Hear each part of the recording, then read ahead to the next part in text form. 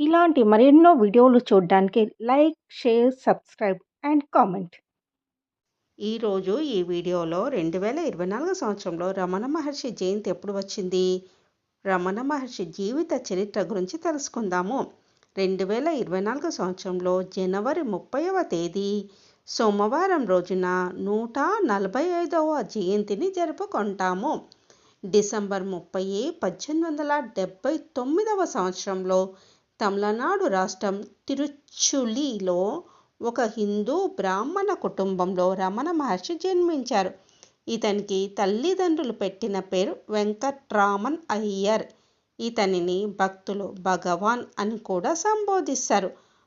16 సంవత్సరాల వయసులో మోక్ష జ్ఞానం పొంది తిరువన్నామలైలోని అరుణాచల పర్వతంపై స్థిరపడ్డారు. బ్రాహ్మణ కుటుంబంలో జన్మించినను మోక్ష జ్ఞానం పొందిన తర్వాత తనను అత్యాశ్రమిగా ప్రకటించుకున్నారు. పూర్వాశ్రమంలో రమణ మహర్షి అందరు పిల్లల్లాగే సాధారణంగా ఉండేవారు. అపారమైన దేహ దారుఢ్యము కలిగి ఉండేవారు. బాల్యంలో చదువు మీద ఆసక్తి లేదు. రమణులు చిన్నతనంలో బాగా నిద్రపోయేవారు. ఎలాంటి నిద్ర అంటే ఇతను నిద్రపోయినప్పుడు తోటి పిల్లలు ఇతను నడిపించి దూరంగా తీసుకువెళ్ళి బాధినా తెలిసేది కాదు.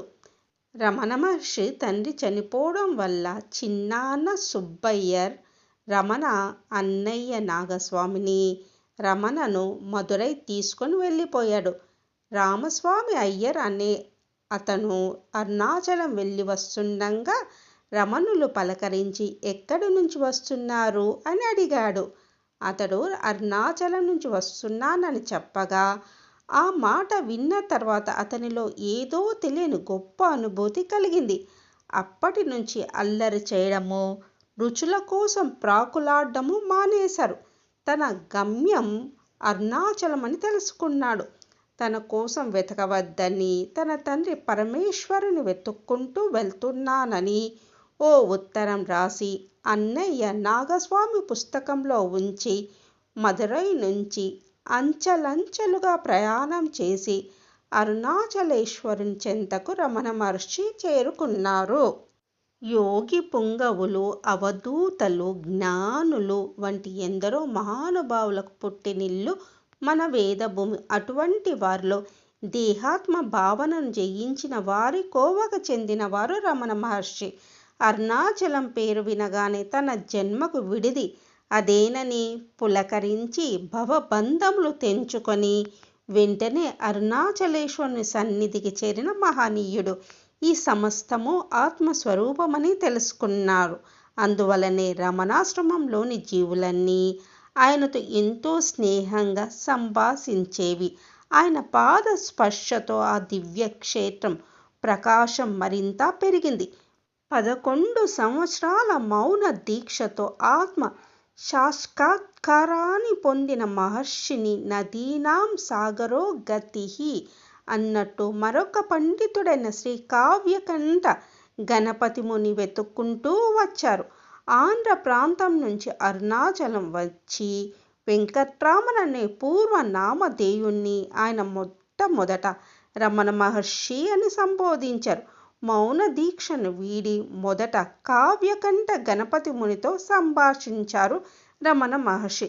సాధనతో పూర్ణత్వం సిద్ధించదని, నేను అనే దానిని తెలుసుకుంటే పూర్ణత్వంతో పని లేదని ఉద్బోధించారు. మానవుని అంతిమ లక్ష్యం ఆనందంగా ఉండడం. అలాగే జీవరాశులన్నీ ఆనందంగా బతకాలని తపన పడతాయి. పక్షులు తమ అనురాగాన్ని పంచుకుంటాయి. శునకాలు తమ చెలగాటాలతో ఆనందాన్ని పంచుకుంటాయి. క్రిమి కీటకాలు కూడా పరస్పరం తమ సుఖమయ జీవన లాలిత్వాన్ని రుచి చూస్తాయి. కానీ మానవునికున్న గొప్ప వరం చింతన. శాశ్వతమైన నిత్యానందాన్ని పొందడానికి నిరంతరం చింతన చేయాలి. సకర్మలు కూడా శాశ్వతమైన ఆనందాన్ని ఇవ్వలేవు. అప్పుడే పుట్టిన శిశువు తన యథార్థ స్థితిలో నుంచి నిత్యానందంలో రమిస్తుంది. ఆకలి వేసినప్పుడు రోధిస్తుంది. తల్లి పాలతో ఆకలి తీరగానే తిరిగి అనంత లోకంలో విహరిస్తుంది. కానీ అన్నం రుచి చూసిన తక్షణము అజ్ఞానపు పొర ఆవహించి భ్రమలో బతకడం ప్రారంభిస్తుంది. షడ్వికారములతో యాత్ర చేసిన జీవుడు తుదకు మరొక యోని కోసం ఎదురు చూడక తప్పని పరిస్థితి. జనన మరణ చక్రం అనివార్యం. దీనికి కారణం అజ్ఞానం. దీనిని ఛేదించే మార్గం ఆత్మతత్వ విచారణ. ఇది కర్మల వల్ల సాధించలేమని రమణ మహర్షి తమ ఉపదేశ సారంలో ఉద్ఘాటించారు. కలియుగంలో ఫలితాన్ని ఆశించకుండా కర్మ చేసే జ్ఞాని అరుదు. కర్మలు చేయడం వరకే నీ వంతు, ఫలితం నా చేతుల్లో ఉంది అన్న గీతాచార్యుని శాసనం అజ్ఞానంలో ఉన్నవారు గ్రహించడం కష్టం.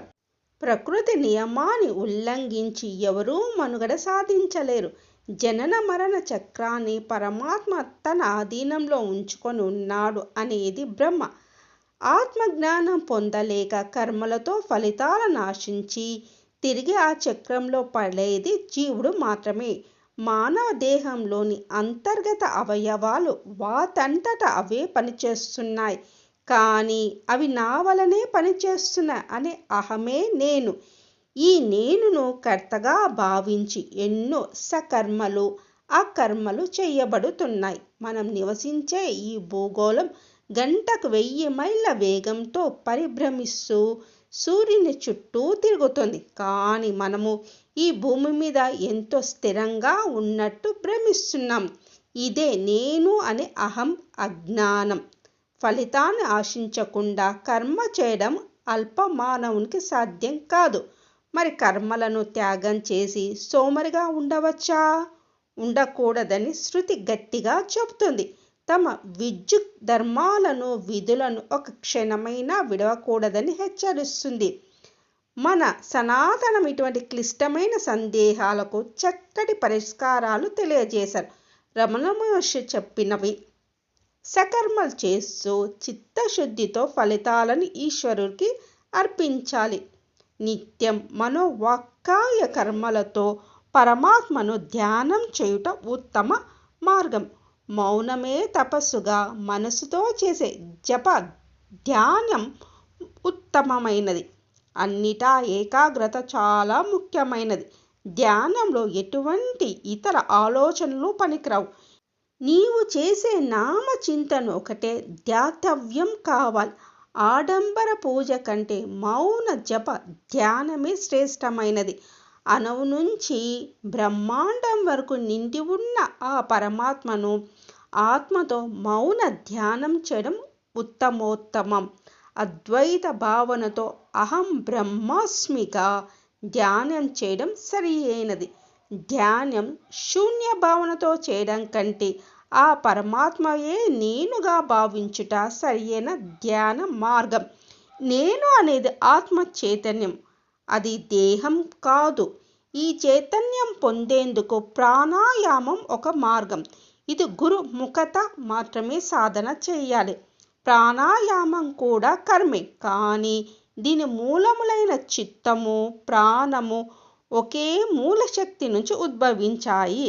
లయము చెందిన మనసు తిరిగి కర్మను కోరదు. ప్రాణాయామము తాత్కాలిక ఉపశమనము. అద్వైత ఆత్మచింతనలో మనసు అనేది నాశనం అవుతుంది. మనసు నశించిన వాడే ఉత్కృష్టమైన యోగి. అటువంటి యోగికి ఫలితాన్ని ఆశించి చేసే కర్మ అసలు ఏదీ ఉండదు. మనసును దృశ్యాదృశ్యముల నుంచి మరలించే ఆత్మ చైతన్యానుభూతి కలుగుతుంది. నేను అని తలచే మూలమే మనసు.